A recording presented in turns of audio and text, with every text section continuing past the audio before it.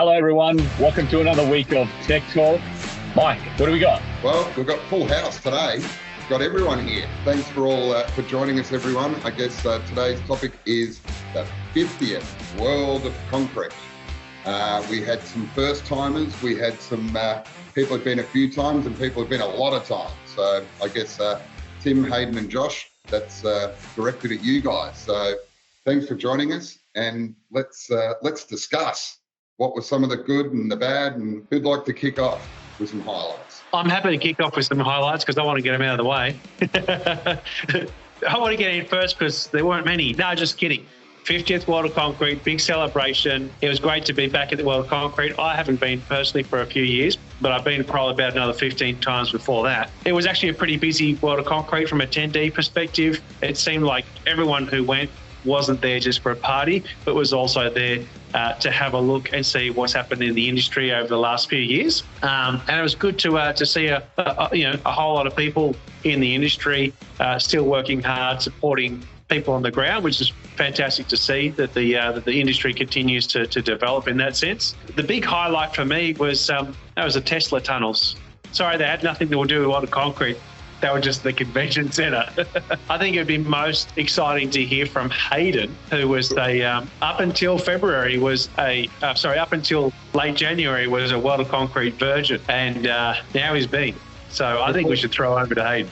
Before we go over to Hayden, Josh, I've got a quick question for you, and I guess it could be you or Tim. How's the World of Concrete changed over the years? Like you say, you went 15 times before the last couple of years. From the early couple of years that you went up until this time, what is there been much change, or is it a lot bigger? Or they improved the weather. There's been a lot of changes, Mike. So every year now the show's in Vegas, and probably a lot of people wouldn't know, but in the earlier days of World of Concrete, it used to rotate between 3 different locations.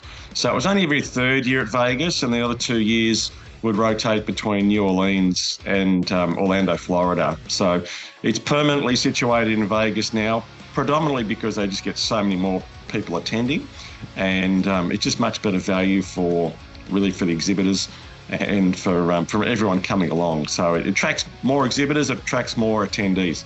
So that's been a big change. In the early days, it was all intense on asphalt car parks, and now we've got these big show halls that have been constructed over time in the convention centre there. So there's been a lot of change in the show from it just becoming more a local American show to a truly international event now. So been some big changes over the course of its 50 years of history. And I'm only really talking about my experience from probably the very late 90s. That's only, through the maths, 30 odd years. So it was going for another, at least 20 years before that. So I've got no idea before that period. That makes you about 120, does it? Well, I guess for me, guys, first time over there was certainly an eye-opener. As Tim said, the size of the convention centres, there's not just one building that you're in. You're across 3 or 4 buildings plus car parks. It's massive. It really is. For us down here in Australia, we've got a couple of places Jeff shared in Melbourne and places like that, and it'd be 3 or 4 of those without a doubt. So interesting thing was the different industries, I guess, that were there. You hear of World of Concrete, and for us in our industry, we kind of go, okay, it's a big convention for polished concrete and things like that. But it goes so much further, all the way through to earthworks and everything else. So it's even those other things. I found myself over there in the excavators, having a look around, going, oh, that's interesting over there. I like that. I didn't place any orders, so nothing's coming back home, unfortunately. But it was huge in that regard, and to see a lot of the new, I guess, manufacturers that we see slowly coming out in the industry, for some of them to have stands there as well was good. It means that there's up and coming things, and people really wanted to get out there in the market with machinery, tooling, new products.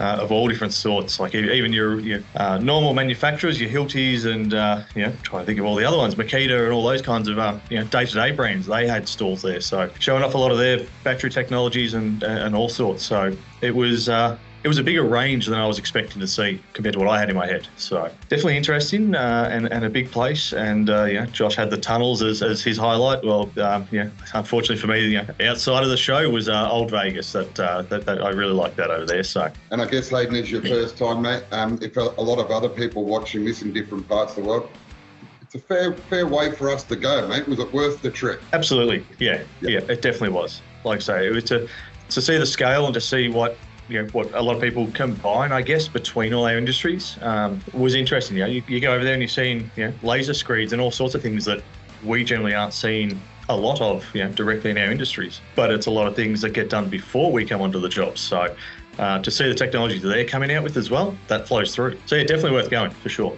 Speaking of technology, I'll take it to the concrete grinding and polishing. Any major differences to what we have available here versus what's at World of Concrete or in America? They like to put Barbie bottles on the back of machines. Yes, I mean, we use it at barbecue, but they like to polish with it. No, look, a big surprise to me was push machines are huge over there. Like it really. I wasn't expecting that, because over here in Australia, most guys are wanting to run an RC. There's very few out there that want to run a push machine. Some people are running push machines because they haven't bought an RC yet, things like that. But over there, there's crews out there that's what they want to run, or company owners that is all they run. So to see 690s and 830s and SACE machines and all sorts of other brands all in push, that there was a lot more push machines than I expected. Because it was the 50th, kind of a birthday party for World of Concrete. It wasn't themed like bring your 90s gear or anything like that. It's legit current. Current grinders are push. That's right. Wow.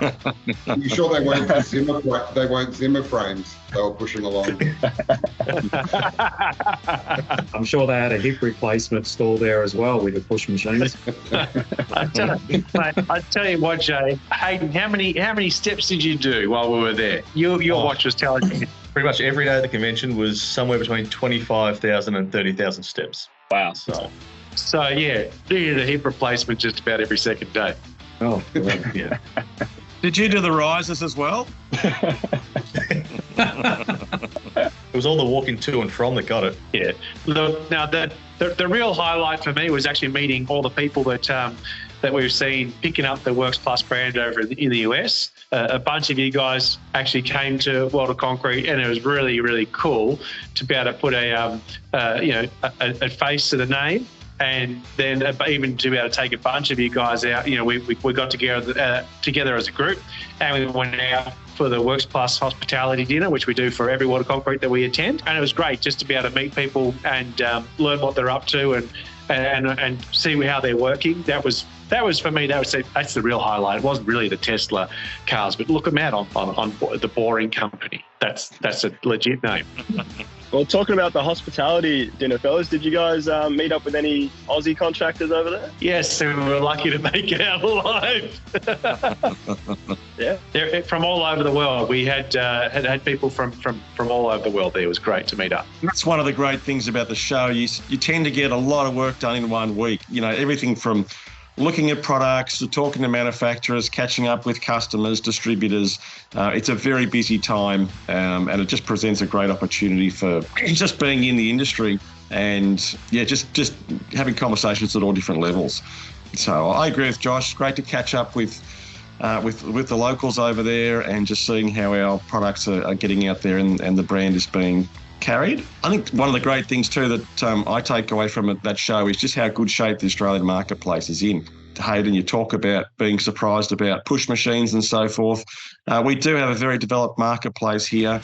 We have a lot of really great contractors and a lot of people doing a great job. And we hear a lot about that when we travel from people overseas. There's a lot of attention coming back to Australia. A lot of the companies here really presenting their work well and really flying the banner of polished concrete and doing a great job to support the product and give it such a great and solid name. So just a really good thing for all the Australian contractors for your contribution there. It's definitely noticed and it's known around the world. So good work. Touching on the RC technology that we've already developed here, do you think that the US will pick up the obvious progression is going RC, or are they going to be in a stone age and stay with push and kill themselves slowly? I think the business model over in the US is significantly different to what you see in Australia, and that's a good deal of that is just because of scale. A lot of what we have here is typically contractor starts a business, it's him, it's another guy. Over a few years it evolves to maybe having 4 to 5 guys, and it doesn't really get much bigger than that. And often the contractor or the business owner is still on site every now and then, if not full time, pushing a machine. But, not pushing one because we're remote control down here, right? Pushing our fingers. That's right. So, but in the United States, you've got to remember that market is more than 10 times bigger than the Australian market. A lot of companies, a lot of businesses that do polished concrete, the business owner has never even touched a grinder in his life. They just don't have the time. The scale is so different. That means if we had a company here that was typical business owner plus five other employees or contractors working with him, we're talking about having 50 in that same scenario. So it's a really, really different dynamic. There's a very different expectation from skills and training up 50 guys, retaining 50 guys. At the same time, the expectation from polished concrete is very different. And I think we'll probably have a different tech talk on why they're so different, opposite ends of the scale, or started at opposite ends of the scale. So everything is very, very different from the business model to the expectations. So to see a whole lot of push machines there instead of radio control is no surprise if you understand how the markets are different from each other. So when you say that, Josh, do you mean that there's a company of 50 guys and they're all doing grinding and or polishing, or do you just mean there's a company of 50 guys and grinding and polishing would be one facet of the company? It could be all that they're doing is just grinding and polishing. Yep. Okay. Yeah, interesting. Yeah, it's just like everything is just much bigger scale than what we have here. Yeah, I just would have thought logically, bigger scale, RC, as we know, can produce more square meters, more consistently, faster, easier on the body. I would have thought we'd be in the push and they'd be in the RC game. Is it just more so just traditionally their businesses are set up for push and just the transition may be difficult? Because you can kind of see the obvious trends that would benefit their companies. But is it just more the mindset that stops them from picking up the technology that we've obviously been enjoying for a number of years now? Well, we're talking about a company with 50 machines. They've got to pay double the amount for radio control ones. Yeah. The other big difference, a big contrast between Australia and America is the labour cost. Here in Australia, the boss often that's not the same in the United States. The labour's getting paid a lot less, so we don't have the same impact from a cost perspective in the US with the labour costs and the machine. Whereas over here, we really do have, and we're forced to innovate ways that are more efficient, more cost effective, simply because of the fact that we've got such a high labour cost here. Yeah. There's an old saying, what happens in Vegas stays in Vegas, right? I heard a rumor which leaked out of Vegas that, the whole reason Tim got introduced to the industry, he was there with Thunder from Down Under touring when he saw World of Concrete and he, decided to pop his head in. Like, is this rumor true? What's the deal? He's never left Thunder from Down Under. That's another tech talk. We'll leave that one. I didn't realise we had an OnlyFans account as well for Works Plus, guys. What happens in Vegas stays in Vegas, just like you said, Miller. Fair enough. We'll leave it for the viewers to decide. No, very good. Sounds like a fun time at Vegas for World of Concrete, nothing else. But it's good to be back. Good to be back. Nice to be home. I guess I just want to shout out to everyone who's watching too, that I know quite often I say leave a comment about the video and things like that. But yeah, if you've been to World of Concrete this year or in the past and you want to put a bit of a comment down, that'd be great to see and hear what people thought. Absolutely. Despite the time zone, the jet lag and the time zone differences, I still feel like having a beer at exactly the same time. Let's get stuck into it then. All right, fellas. Well, thanks heaps for the update with World of Concrete. It sounds like we got a lot out of it, and glad to see the newbies enjoyed himself as well as Old Vegas. Had a feeling H would like that. Yeah, let's get on the beers and let's have a great weekend, fellas. Let's get into it. Have a good one, everyone. Have a good one, guys. Have a great weekend. Have a good one. See ya. See ya. The meeting warning. That's the line. That's all the credit we have left. Let's do it. Let's go. Let's put more money into this thing.